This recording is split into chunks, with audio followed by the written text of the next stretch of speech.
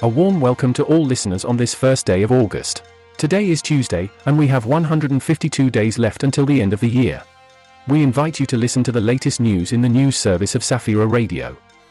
Linda Ghisoni, Undersecretary at the Vatican Dicastery for Laity, Family and Life, points out that the World Youth Day in Lisbon is an opportunity for young people to become exceptional witnesses of Christ. Pope Francis emphasizes that movements and communities renew the Church through their ability to dialogue for the evangelizing mission.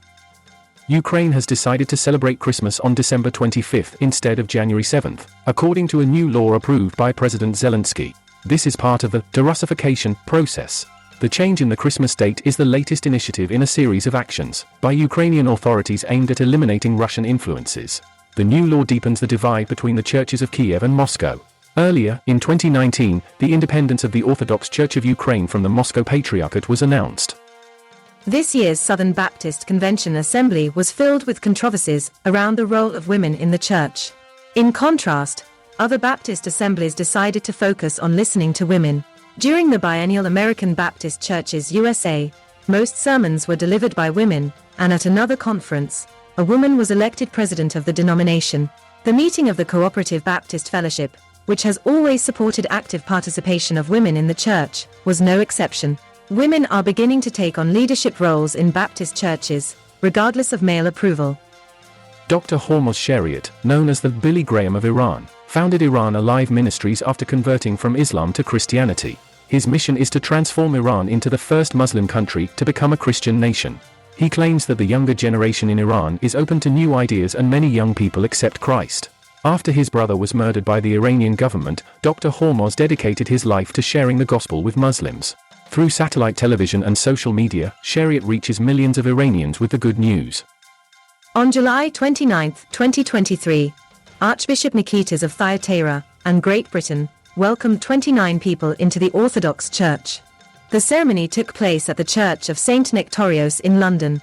After a long period of preparation, 25 people were baptized and confirmed, and 4 were received by profession of faith. The ceremony concluded with a procession and a magnificent concert. The Archbishop welcomed the new believers and emphasized the universality of the Orthodox Church. Despite the departure from Latin in liturgy and church life, the language is still present in the Vatican. This is evident in the new Latin dictionaries, which describe contemporary concepts. Cardinal Antonio Bacchi created one of the first such dictionaries. The Latinitas Foundation, established by Paul VI, ensures that Latin remains a living language. The Vatican even uses it on Twitter, and the papal Pontificia Academia Latinitatis oversees its development. USA. For 3 years, Deborah Holston had trouble functioning normally due to an error in documents from 50 years ago. Formal troubles in the District of Columbia hindered her access to housing assistance, work, or social benefits. Volunteers from ID Ministry at Foundry United Methodist Church in Washington helped her obtain the necessary documents. The organization specializes in helping people in a similar situation.